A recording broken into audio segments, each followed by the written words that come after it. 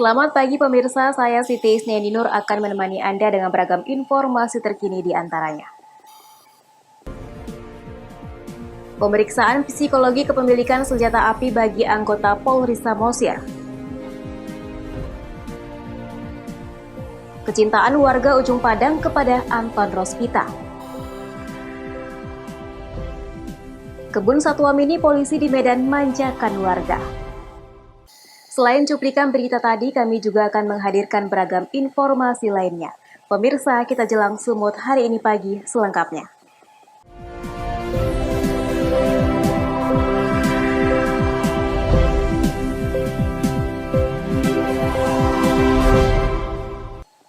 Kita ke informasi pertama. Pemirsa, mengacu pada peraturan Kapolri tentang tata cara pemeriksaan psikologi anggota Polri bagi calon pemegang senjata api organik dan non-organik. Pemeriksaan psikologi ini dilaksanakan setiap tahunnya secara berkala. Sebanyak 109 personil anggota Kepolisian Polres Samosir bersama personil Polsek jajaran mengikuti tes psikologi yang dilaksanakan oleh Biro SDM, yakni Subbagian Tes Psikologi Personel Polri Polda Sumatera Utara. Kegiatan tes psikologi yang digelar di Mako Polres Samosir diikuti oleh sejumlah perwira mengacu pada protokol kesehatan. Tes ini setiap tahun yang dilaksanakan secara berkala, wajib diikuti bagi anggota Polri pemegang senjata api organik guna mencegah hal yang tidak diinginkan. Sebelum tes psikologi ini dimulai, panitia pelaksana pun meminta seluruh peserta tidak menggunakan ponsel saat kegiatan berlangsung. Soal psikotes diberikan kepada seluruh peserta sebagai metode yang digunakan untuk mengungkap aspek-aspek psikologi. Di antaranya melanjutkan gambar yang telah tersedia pada lembaran soal. Dengan mengikuti tes psikologi ini, diharapkan kepada seluruh peserta menggunakan senjata api dengan sebaik-baiknya, mengacu pada SOP yang telah ditentukan. Diikuti 109 peserta dari sejajaran Polres Samosir, baik Polres maupun Polsek. Sesuai dengan TR 520, Polres Samosir untuk melakukan permintaan psikologi dari Polda Sumatera Utara. Bertujuannya kita laksanakan ini psikologi adalah untuk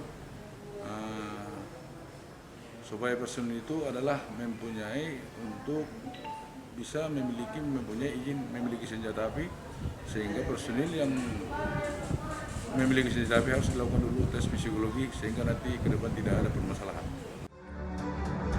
Kompol Binsar Pakpahan Kabak Sumda Polres Samosir mengatakan, tes psikologi diikuti 109 personil anggota Kepolisian Polres Samosir bersama personil Polsek jajaran guna mencegah hal yang tidak diinginkan terjadi pada anggota.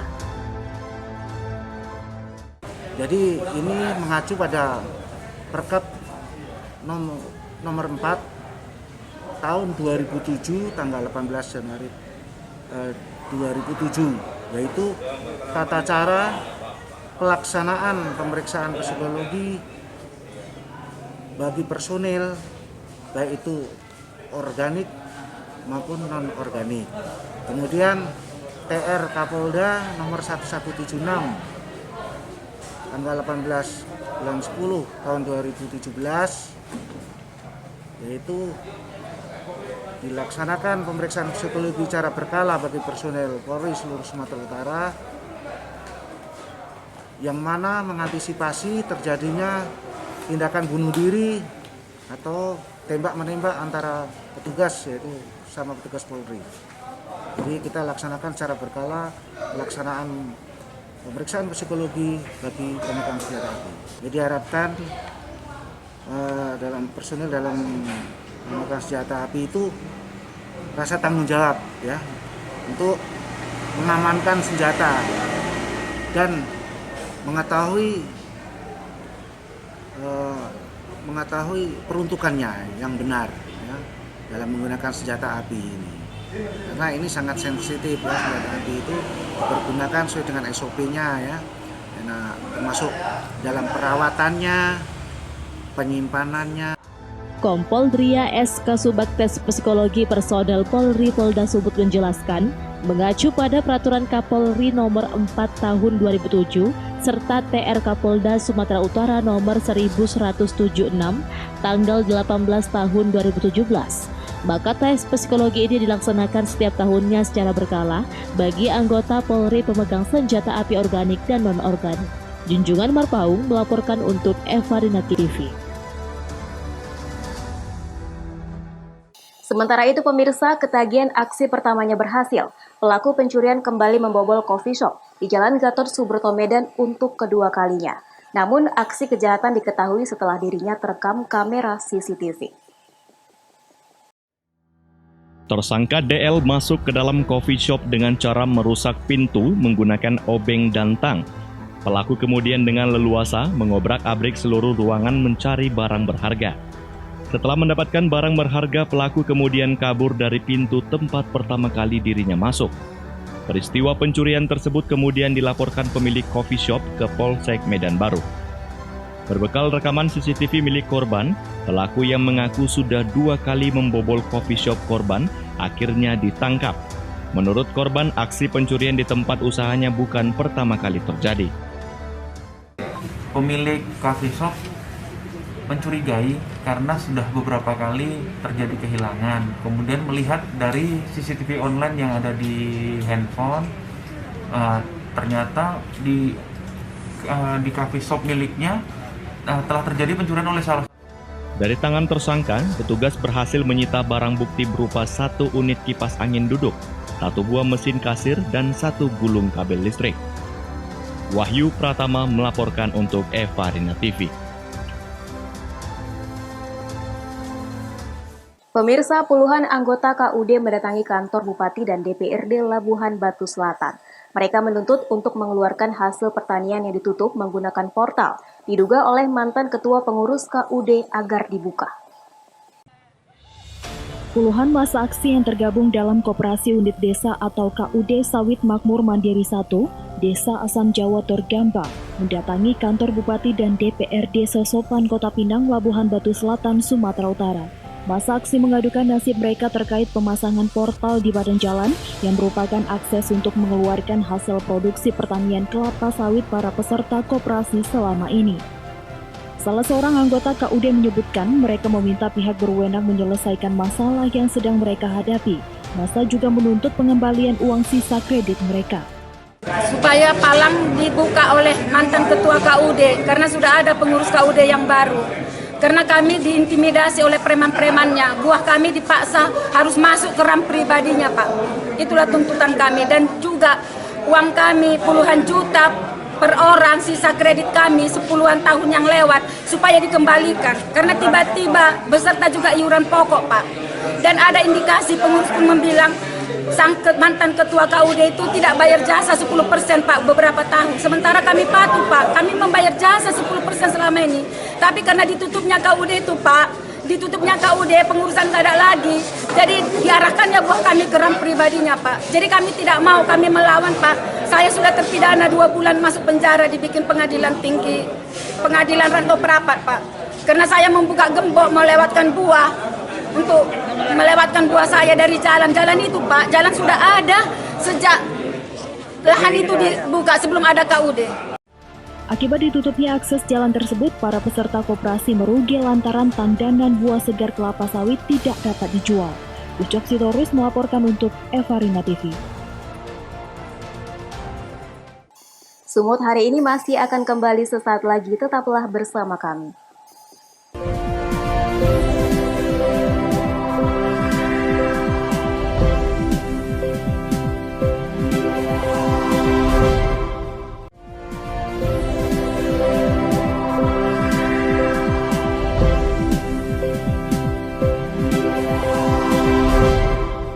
Terima kasih Anda masih bersama kami. Pemirsa, sebagai wujud kepedulian terhadap warga yang kurang mampu, salah seorang anggota DPR RI turun langsung ke pelosok desa dan membedah rumah yang sudah tak layak huni. Selain itu, anggota DPR RI ini memberikan sembako guna meringankan beban hidup keluarga.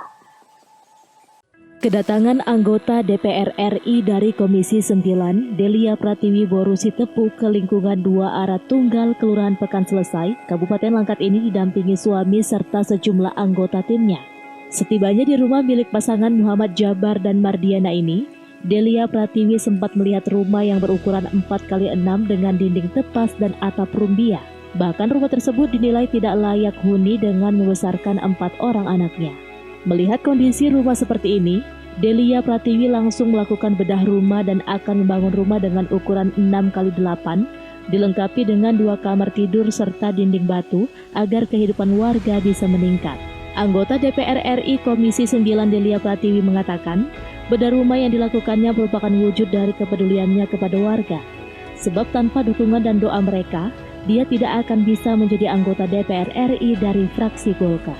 Selain itu, bantuan bedah rumah ini bukan merupakan program pemerintah, namun murni dari simpanannya selama ini sebagai anggota DPR RI. Kebetulan hari ini ada rumah masyarakat di Kabupaten Langkat yang sudah layak untuk kita benah.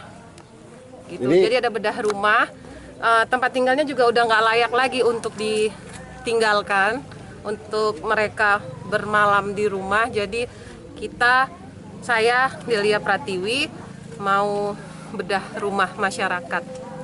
Ini program pemerintah atau biaya sendiri? Oh enggak, kebetulan ini bukan program pemerintah, ini dana pribadi saya sendiri karena saya bisa seperti ini itu menjadi anggota DPR karena dukungan dan doa dari masyarakat saya. Jadi kalau untuk kita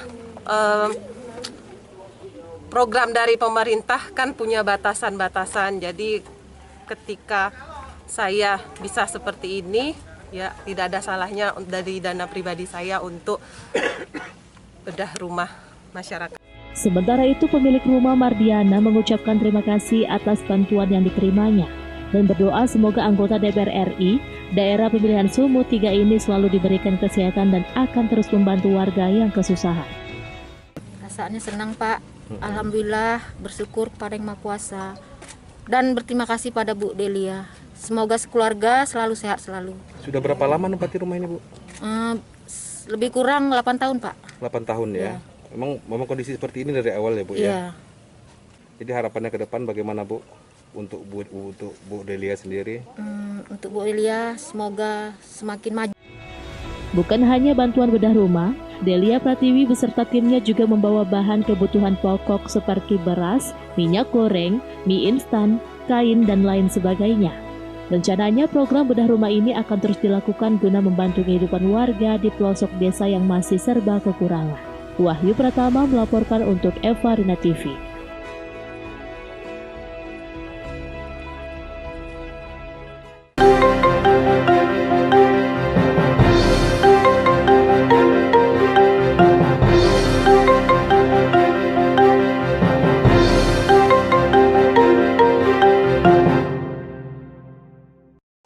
Pemirsa, Pilkada serentak 9 Desember 2020 tinggal sebentar lagi.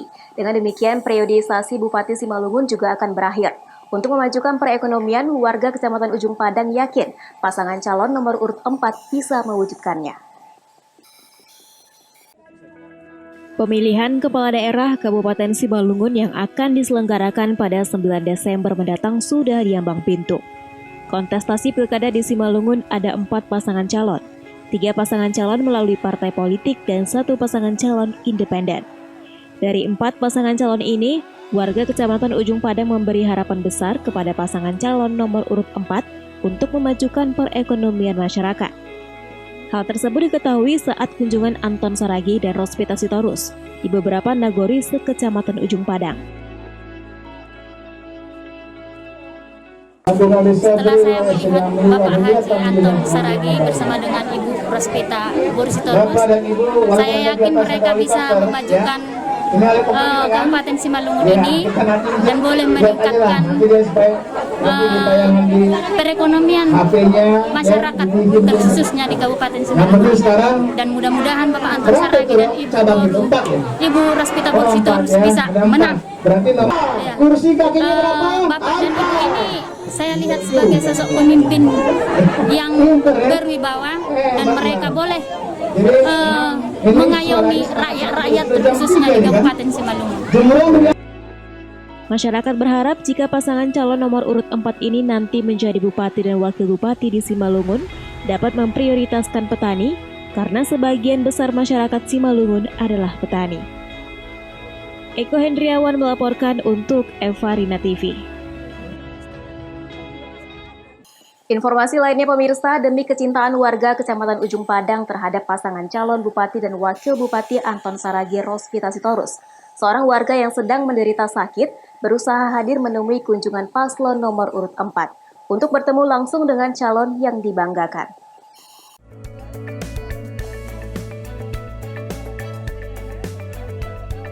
Menjadi seorang calon pemimpin haruslah dicintai masyarakat. Seperti halnya pasangan calon Bupati dan Wakil Bupati Simalungun Anton Saragi dan Rospita Sitorus. Di Kecamatan Ujung Padang, Simalungun, Sumatera Utara, sosok pasangan calon nomor urut 4 ini ternyata sudah lama dinanti-nantikan masyarakat. Kehadiran mereka di seluruh nagori sekecamatan Ujung Padang disambut gembira dan sukacita, terlebih saat berkunjung ke Huta Wonosari. Hal tersebut terungkap dari Hermanto, salah seorang pendukung paslon nomor 4 penderita lambung bocor. Hermanto menyampaikan demi kecintaan mereka dengan calon Bupati dan Wakil Bupati Anton Saragi Rospita Sitorus, dalam kondisi sakit pun ia tetap bersemangat untuk dapat bertemu langsung dengan calon yang didukungnya. Kalau Bapak dukung siapa, Pak? Ini ya Mas, terus terang, saya ini lagi sakit kan. Saya bela-belai, saya datang kemari dan pakai kaos nomor 4 ini kan berarti udah tahu tujuannya. Nah itu Pak. Berarti Bapak dukung paslon Anton berpasangan sama Rospita, Pak ya? Iya. Padahal saya ini lagi sakit, Pak. Lagi sakit. Tapi tetap saya bela-belai datang untuk bertemu sama Pak Anton. Karena semangat itu, Pak ya? Semangat, iya. Yakin Bapak menang ini ya? Yakin loh. Yakin. Yakin ya? Iya. Semoga dengan keyakinan Bapak Simalungun nanti bisa lebih maju, Pak ya? Iya. Itu harapan. Artinya kalau ada pun bantuan pemerintah merata dibagi seperti itu, Pak ya? Apalagi kami ini kan orang yang nggak punya, ladang pun nggak punya, hanya sebatas rumah tempat tinggal. Kan kondisi kehidupan saya ini udah terpuruk, Pak. Gara-gara saya sakit, saya sebagai dibilangkan sini kepala rumah tangga udah nggak bisa menafkahi anak keluarga, Pak. Karena kondisi kami yang udah kondisi sakit, lagi tidak punya apa-apa itu. Kami berharap lah, berharap bagaimana yang lebih bagus itu aja untuk masyarakat, apalagi kalau memang terjadi Pak Anton betul-betul kita harapan menang, ya mudah-mudahan kita saling pengertian. Masyarakat berharap jika Anton Saragi dan Rospita Sitorus terpilih, tetap memberikan pelayanan terbaik kepada masyarakat, terkhusus mengenai kesehatan, seperti yang sudah dilakukan Bupati JR Saragi. Eko Hendriawan melaporkan untuk Eva Rina TV.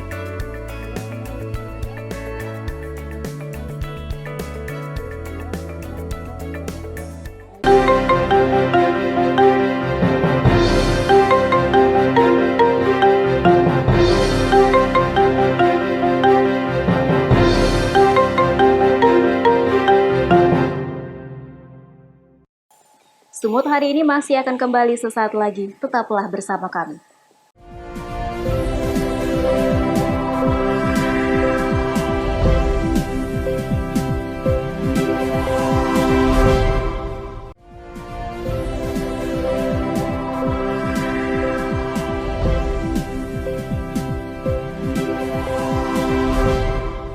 Terima kasih Anda masih bersama kami.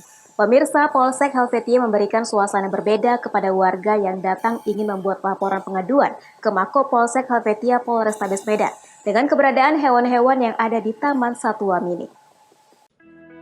Inilah kebun binatang mini milik Polsek Helvetia Polrestabes Medan. Kebun binatang ini berada di depan pintu masuk markas Polsek Helvetia Medan. Setiap warga yang datang ke Polsek Helvetia ini langsung terpesona dengan keberadaan hewan-hewan yang ada di Taman Satwa Mini. Keberadaan Satwa Mini ini sangat bermanfaat khususnya bagi warga dan personel. Bagaimana tidak, Taman Satwa ini dapat menghilangkan stres dan menghilangkan rasa takut warga untuk datang ke kantor polisi. Saat ini tidak banyak koleksi Taman Satwa Mini milik Polsek Helvetia. Hanya beberapa hewan jenis unggas seperti burung, bebek, ayam, dan kura-kura. Taman Satwa Mini Tatak Terong Tunggal ini gimana supaya sebagai edukasi untuk masyarakat, anak-anak yang ada di LPTA ini, dan bisa juga sebagai refreshing untuk masyarakat yang mungkin membuat laporan atau mungkin ada masalah. Jadi dengan datang ke sini bisa ya santai dan tidak menakutkan. Bang, ada berapa jenis burung di sini, Bang, yang di Tangkar ini, Bang? Kalau jenis burung yang ada di Taman Satwa Mini cukup banyak, cuma ini burung-burung biasa aja, bukan burung yang dilindungi, burung biasa lah gitu. Burung biasa, Bang. Jadi warga yang datang ke Polsek Helvetia ini mengaku senang dengan keberadaan Taman Satwa Mini milik Polsek Helvetia. Kebosanan saat berada di Polsek untuk urusan sesuatu hilang seketika setelah melihat satwa yang ada di Taman Satwa Mini tersebut. Makin indah, lestari, ya lingkungan tuh semakin asri dia. Yang kakak sukai di sini apa nih, Kak? Jenis burungnya, Kak? Tanaman bunga-bunganya, serta ada perkembangan baru kan, itu ada burungnya, Bang. Kakak sendiri, Kak, di Polsek LPT ini, Kak, tujuannya untuk apa nih, Kak? Mengapresiasikan pembaruan Polsek ini semakin meningkat. Sebelumnya nggak pernah kayak gini, Kak? Sebelumnya nggak pernah membuat seperti ini. Sekarang udah ada perkembangan yang bagus. Jadi masyarakat pun bisa melihat burung, pemandangannya yang indah. Rencananya, koleksi Taman Satwa Mini akan ditambah oleh Polsek Helvetia. Wahyu Pratama melaporkan untuk Evarina TV. Pemirsa, pemerintah melalui Kementerian Sosial memberikan bantuan bagi penyandang disabilitas yang terdampak pandemi COVID-19. Direktur Jenderal Rehabilitasi Sosial Kementerian Sosial Hari Hikmat dalam diskusi daring menjelaskan manfaat dari penguatan ketahanan sosial ekonomi bagi penyandang disabilitas melalui program pemberdayaan berbasis kewirausahaan sosial yang dinamakan Sheltered Workshop.